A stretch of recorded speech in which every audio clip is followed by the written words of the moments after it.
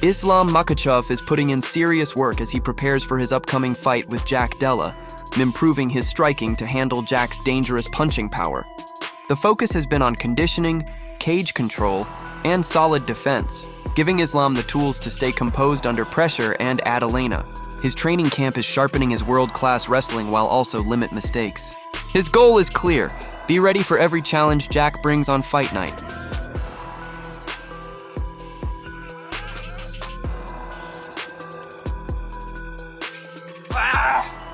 While Islam Makhachev is grinding away in the gym, Jack Della Maddalena is carrying himself like a man ready to ruin those plans. When asked about facing Islam, he showed no signs of nerves or hesitation. Instead, he treated it as just another major test in his career.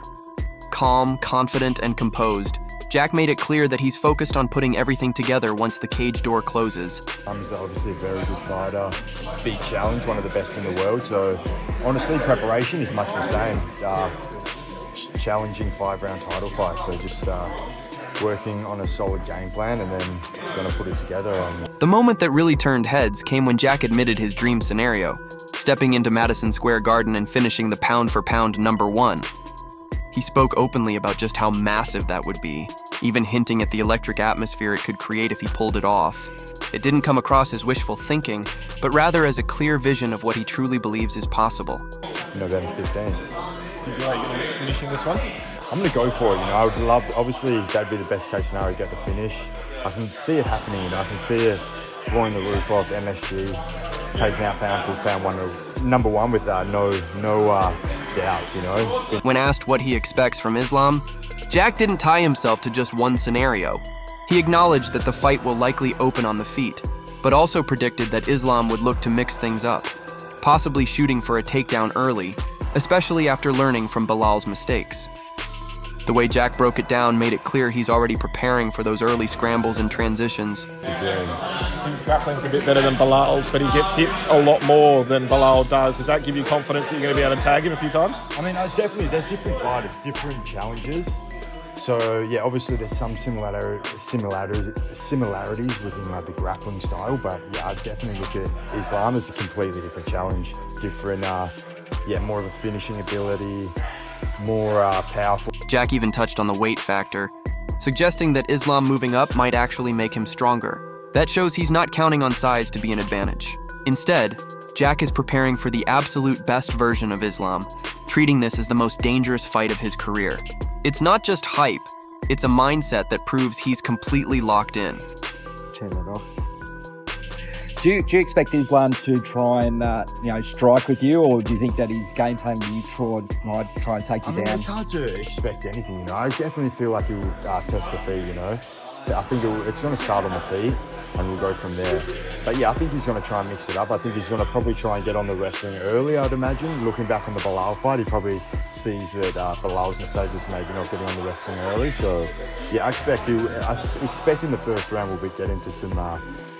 Later, when the topic turned to motivation, Jack made it clear he doesn't need outside factors to push him. For him, the fight itself is all the motivation required. Still, he admitted that finishing Islam would be the ultimate statement, a moment that could define his legacy. It didn't come off as hype, but as a genuine vision of the mark he wants to leave. It's changes, He's going to come up in weight, your weight class. Do you feel like that's going to slow him down a little bit? It's hard to tell. Sometimes the weight cut will slow you down. So I expect the best Islam. I expect more filled out, stronger. I feel like it's going to be the best Islam Makhachev has been. Jack might be stepping in with full confidence, but UFC experts are split on how this matchup plays out. Take Merab, for example. When asked about Islam moving up to welterweight, he admitted the challenge is massive, but not impossible. He highlighted JDM's striking as a real threat, the kind of power that can change a fight instantly if it stays on the feet. At the same time, he explained that Islam brings something very different: patience and control. Instead of rushing, Islam imposes his style by taking opponents down and wearing them out, slowly breaking them apart over time. Yeah, I think the weight would probably be better for him, you know. Another pay-per-view here next year.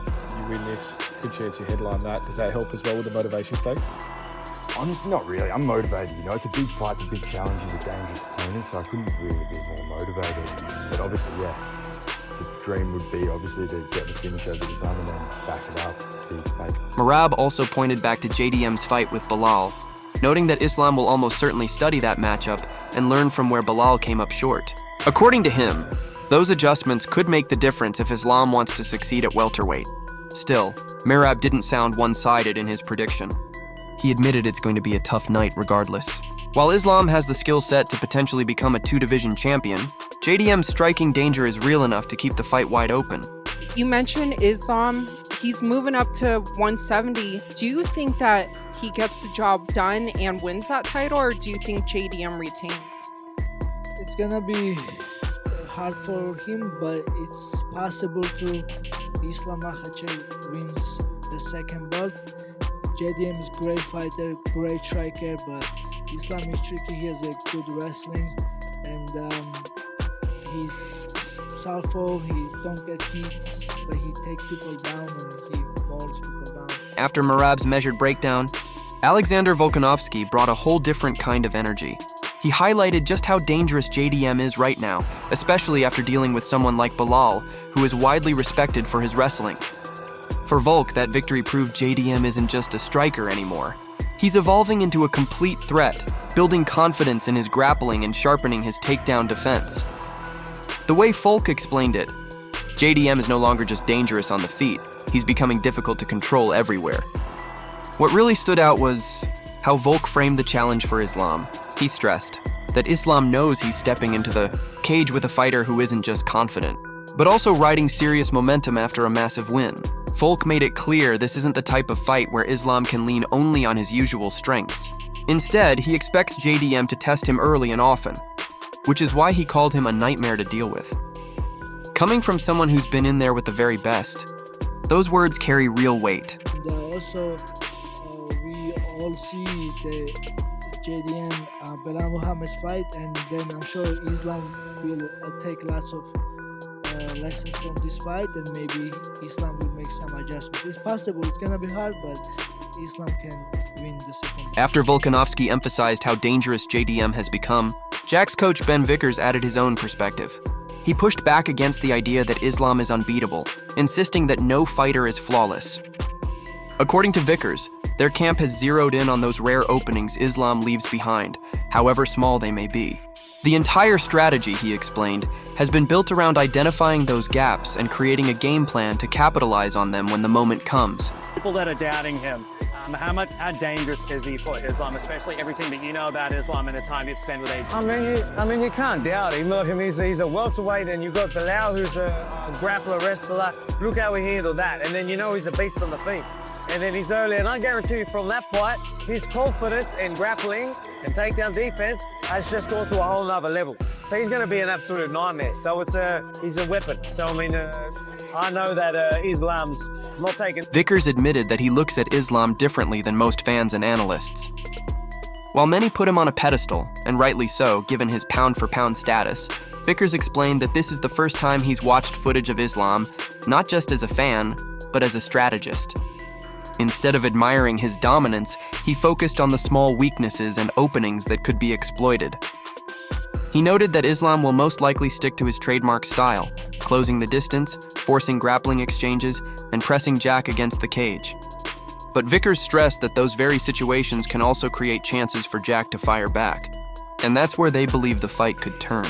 I kind of veer the other way, and I feel like people put Islam on a pedestal. And don't get me wrong, I am not doubting Islam's credentials in the slightest. He is pound for pound number one. He's the GOAT. He's the best guy to have ever done it for me.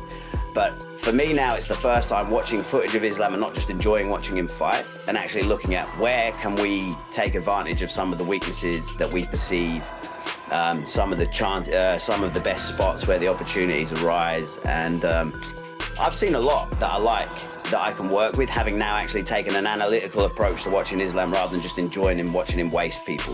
When the discussion moved to welterweight, Vickers underlined the contrast between the fighters.